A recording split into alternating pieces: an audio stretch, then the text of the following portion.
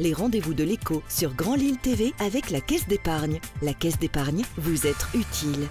Bonjour à toutes et à tous et bienvenue sur Grand Lille TV pour cette nouvelle édition du Rendez-vous de l'écho. Aujourd'hui, nous accueillons François-Xavier Lamince. Bonjour. Bonjour. Vous êtes responsable marketing en charge de la formation continue à l'Université de Lille. Et on va parler justement de formation continue et d'alternance puisque le 2 mai, à l'Université de Lille, au sein de l'Iliade, on organise le forum de la formation continue et de l'alternance. Déjà, revenir un peu sur la genèse du projet. Pourquoi en fait avoir envie d'organiser ainsi un tel événement ? Alors, en fait, c'est un double projet pour l'Université de Lille. D'une part, accroître la notoriété de la formation continue au sein de l'université, puisque quand on parle d'université, on parle surtout de formation initiale et de recherche, un peu moins de formation continue. Et le deuxième objectif, qui est vraiment au cœur du projet, c'est vraiment de pouvoir répondre à toutes les questions aux salariés, aux demandeurs d'emploi et aux étudiants qui sont en formation initiale, qui souhaitent faire de la formation continue.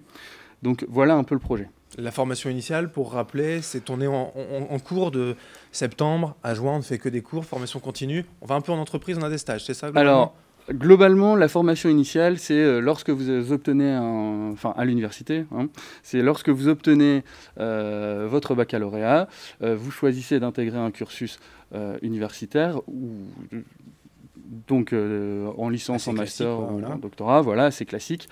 La formation continue s'adresse soit aux personnes qui étaient en formation initiale et qui souhaitent continuer par exemple leur master en alternance, soit à des personnes qui ont déjà intégré la vie active, donc qui sont en carrière professionnelle et qui souhaitent acquérir de nouvelles compétences en réintégrant ou en intégrant l'université.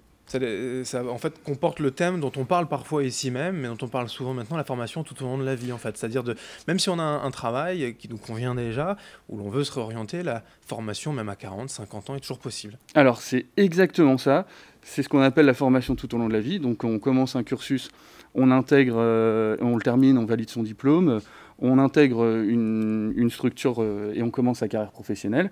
Et suite à de nombreuses années d'expérience, ou pas d'ailleurs, on décide de se réorienter, d'intégrer un autre cursus long ou court au sein de l'université.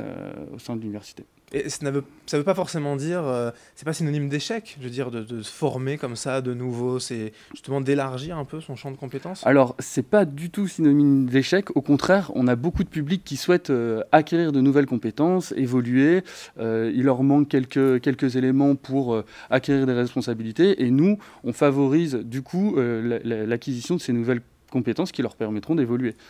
Le forum là tel qu'il est, c'est assez rare finalement d'avoir comme ça ce genre d'échange ou ce genre de journée, de temps de parole pour découvrir la formation continue. Alors c'est assez rare et surtout là c'est le format qui est intéressant. On souhaite vraiment un format de proximité avec les publics, donc salariés, demandeurs d'emploi, professions libérales ou étudiants en formation initiale qui souhaitent continuer en alternance.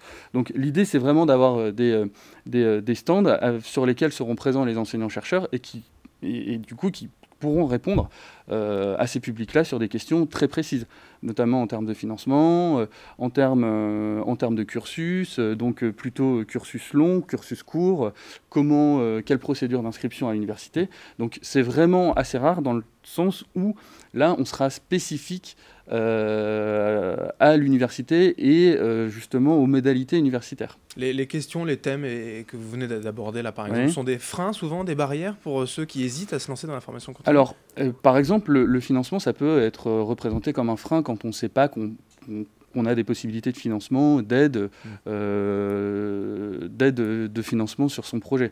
Donc là, c'est vraiment le sujet, ce sera vraiment de leur dire ne vous inquiétez pas, il y a des solutions de financement possibles, il y a des modalités particulières en fonction de chaque public.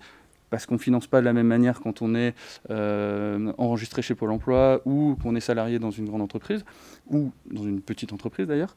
Donc voilà, c'est vraiment l'essence du sujet, ça sera vraiment de pouvoir être en capacité de répondre à toutes ces questions-là. Il y a différentes manières de faire. Est-ce qu'il y a différents profils aussi? Parce que tout le monde peut avoir accès ou il y a quand même Voilà, ça correspond plutôt à certains profils, la formation continue. Alors, la formation continue à l'université nécessite forcément, est favorisée lorsqu'on a déjà un diplôme qui donne accès aux études supérieures, type baccalauréat. Mais pas que, parce que, par exemple, on peut valider un diplôme grâce à son expérience professionnelle. C'est dans le cadre de la VAE, par exemple. Okay. Donc, de la validation des acquis par l'expérience.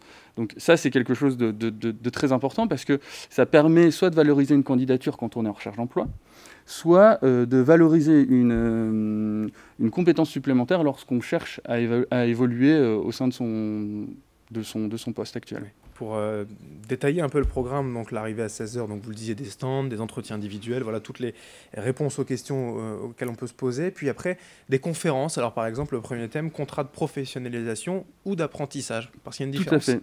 Alors il y a une différence de statut, il y a une différence de modalité pédagogique. Donc il y aura des interlocuteurs qui seront là pour répondre justement à ces questions et présenter les deux dispositifs, pour que chacun puisse s'orienter vers le bon dispositif également. Surtout quand on est en hésitation sur l'alternance, c'est très important de savoir dans quel domaine on intègre un cursus. Bon, tout le programme est détaillé de façon sur www.univ-lille.fr. Pour terminer, les infos pratiques, c'est gratuit, il faut s'inscrire, comment ça se passe ? Alors, c'est entièrement gratuit. Donc ça, c'est hyper important de le préciser, effectivement. C'est entièrement gratuit. Ça se passe à l'Iliade, oui. Donc le Learning Center de la Cité Scientifique, dans l'espace événementiel. Donc les stands seront à disposition. Il y aura également une salle qui sera mise à disposition des enseignants-chercheurs pour les questions un peu plus spécifiques et pour un peu plus d'intimité si on a envie de s'entretenir directement avec l'enseignant-chercheur ou avec le personnel administratif qui sera présent aussi également. Donc ça, c'est la première chose. Et ensuite, les conférences, bien sûr, seront libres d'accès. Donc il y en a une qui est prévue à 16h30 sur les contrats d'alternance et une autre qui sera du coup proposée vers 17h30 sur comment justement valider un diplôme grâce à ses acquis professionnels. Ouais, tout le détail, encore une fois, je vous le répète, sur le site internet univ-lille.fr. C'est donc le 2 mai prochain, le lundi 2 mai de 16h à 20h à l'Iliade Learning Center de l'Université de Lille. Merci François-Xavier Lamince. Merci à vous. Responsable marketing donc, de la formation continue à l'Université de Lille, d'être venu nous présenter ce forum. Merci à vous de nous avoir suivis sur Grand Lille TV. Dans un instant, l'information continue. Les rendez-vous de l'écho sur Grand Lille TV avec la Caisse d'épargne. La Caisse d'épargne, vous êtes utile.